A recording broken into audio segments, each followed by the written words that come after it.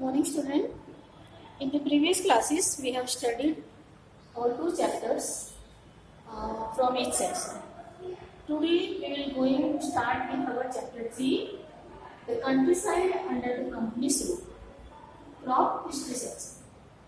Students, today we will discuss about the topic the company becomes Diwan, sources of revenues for the company, which is the sources of revenues for the company from the so many sources. Today we will discuss about the permanent settlement, the revenue type of revenue, permanent settlement. Only today we will discuss about this topic.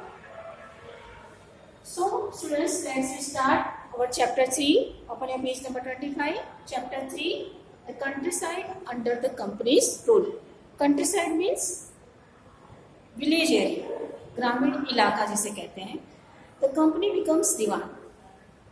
Company becomes our first topic. The company becomes Diwan. How they becomes Diwan. Now let's we see the Diwani of Bengal, Bihar and Orissa was granted to the East India Company on 12th August 1765 by the Mughal Emperor Shah Alam II. Shah Alam II ने 12th अगस्त 1765 को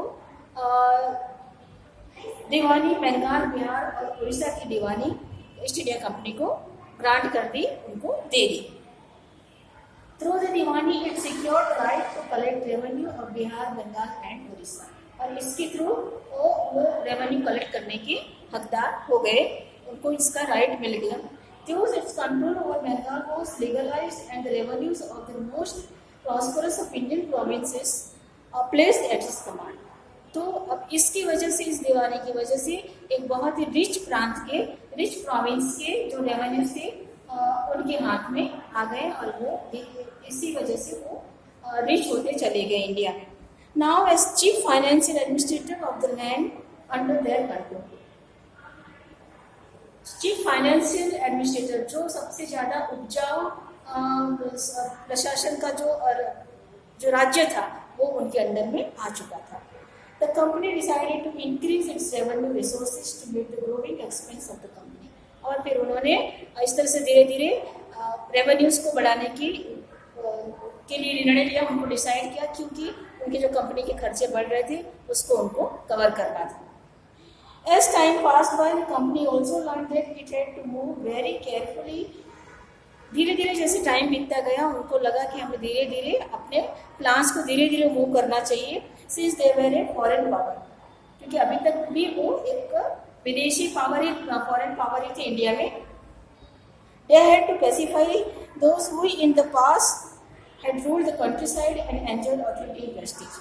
उनको शांत रखना था कि जो पहले से वहाँ के जो शासक थे और वहाँ के राजा थे, वहाँ वो जिन्होंने वहाँ के राज्य को, वहाँ के सम्मान को एंजॉय किया है, ऐसे लोगों को उनको संतुष्ट रखना, उनको शांत रखना उनके लिए जरूरी था. Those who had local power were to be controlled but now entirely eliminated. वहाँ का लोकल पावर उनके कंट्रोल में था, पूरा टोटली अभी भी उनके पास कब्जा नहीं आया हुआ था. In this chapter we will read about how the company came to rule the countryside, organize revenue resources and produce the crops it wanted. इस चैप्टर में हम लोग पढ़ेंगे कि कंट्री साइड में, ग्रामीण इलाकों में वो लोग कैसे धीरे धीरे घुसपैठ करने लगे, वहाँ पर उन्होंने रेवेन्यूज, अपने रेवेन्यू सोर्सेज को कैसे बढ़ाया, वहाँ के प्रोडक्शन में क्या क्या चीज़ों को प्रोड्यूस करना है वो सब कैसे किया, जो चाहते थे वो कैसे उन्होंने वो प्रोड्यूस करना शुरू किया. ये सारी इंफॉर्मेशन हम इस चैप्टर में आगे पढ़ेंगे. Sources of revenues for the company के लिए सोर्सेज ऑफ रेवेन्यूज क्या क्या थे. Now let's we see. The company wanted to increase its revenue without setting up any fix system of assessment and collection. They tried to exploit Indian traders by buying cotton and silk cloth as cheaply as possible. जितना भी हो सके सस्ते दाम में खरीद के, सस्ते रेट में खरीद के वो इंडियन ट्रेडर्स का शोषण करना, एक्सप्लॉयटेशन करना चाहते थे. So there was no need for the company to buy Indian goods by importing gold and silver from Britain. The revenue of Bengal made them rich enough to do so. उनको gold और ये सब import करने की जरूरत नहीं पड़ रही थी, क्योंकि ये बंगाल का जो रेवेन्यू था उनको ऑलरेडी रिच कर चुका था, वो उससे ही बहुत ज़्यादा समृद्ध हो चुके थे. This had a grateful effect on the economy of Bengal. और इस तरह से बहुत ही बुरा प्रभाव बंगाल की इकोनॉमी पे पड़ रहा था. उनके जो रेवेन्यूज़ की जो उनके सोर्सेस थे उसकी वजह से बंगाल की इकोनॉमी पे बहुत बुरा प्रभाव पड़ रहा था. Production declined as artisan fled from their villages to escape company's official forcing them to sell at cheap prices. Moreover, a disastrous famine which occurred in Bengal in 1770. 1770 में वहाँ पे बहुत बड़ा दुष्काल आया. फेमाइन मीन्स कि ड्रॉट, सूखा पड़ा, wiped out 1/3 of the population, killing 10 million people. वहाँ का पॉपुलेशन का 1/3 लोग वहाँ के उन लोगों की डेथ हो गई. 10 मिलियन लोगों की वहाँ पे उस समय डेथ हो गई और बहुत ही बुरा इफेक्ट वहाँ की इकोनॉमी पे इसका पड़ा. The type of revenues, permanent settlement, sources of revenues for the company the type of revenues is permanent settlement. So many types of revenues they increase in the for the Indian people. From that, the type of revenue is permanent settlement. The economy was in ruins and most company officials felt the investment in land had to be encouraged. It was at the stage that the idea of fixing land revenue in perpetuity emerged. Finally, after prolonged discussion, the permanent settlement was introduced in Bengal and Bihar by Lord Cornwallis in 1793. It had two features. Permanent settlement किसके द्वारा introduce किया गया?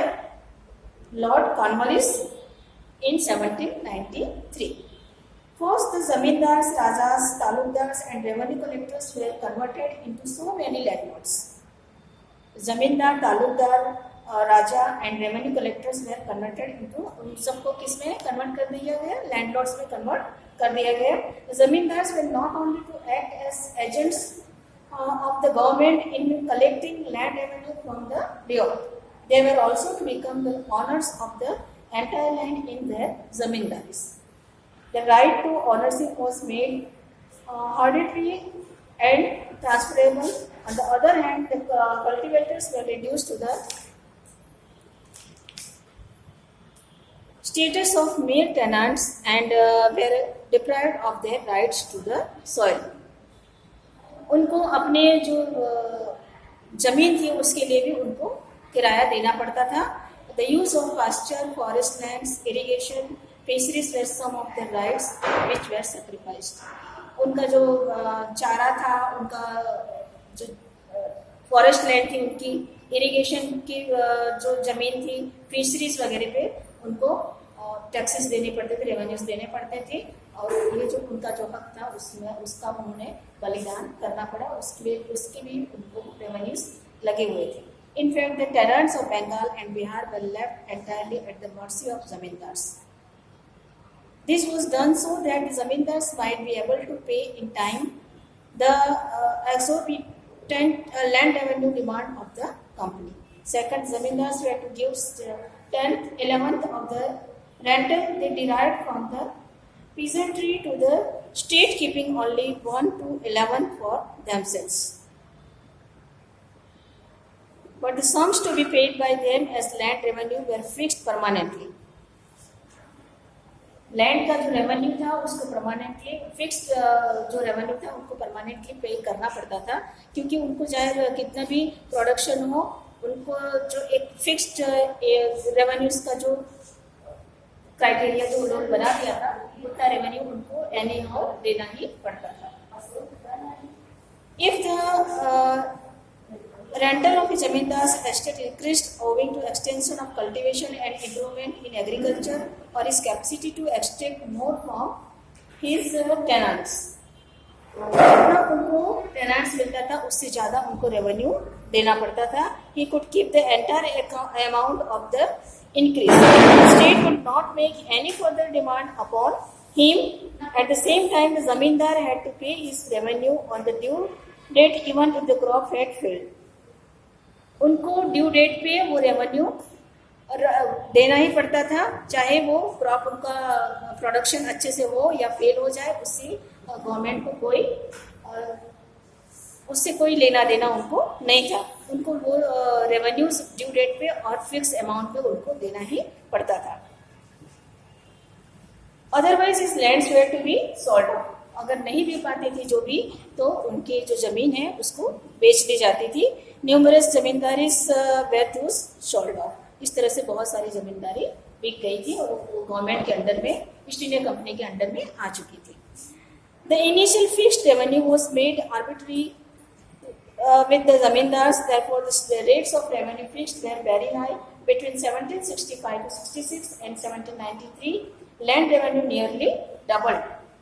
1765 से लेके 63 and 1793 land revenue लगभग वो double कर चुके थे. John Shore calculated that if the gross produce of Bengal be taken as 100, the government claimed 45, zamindars received 15, and only 40 remained with the actual cultivator. Revenues उनको जो एक्चुअल जो cultivator होता है, जो प्रोडक्ट जो करता है, जो प्रोड्यूस करता है, खेती में उत्पादन करता है, उसको ऑलमोस्ट 45-65% तक उनको दे देना पड़ता था अपने प्रोडक्शन का एज ए रेवेन्यू, और उनके पास सिर्फ 40% रहता था. 40-60% समथिंग 60% तक उनको दे देना पड़ता था.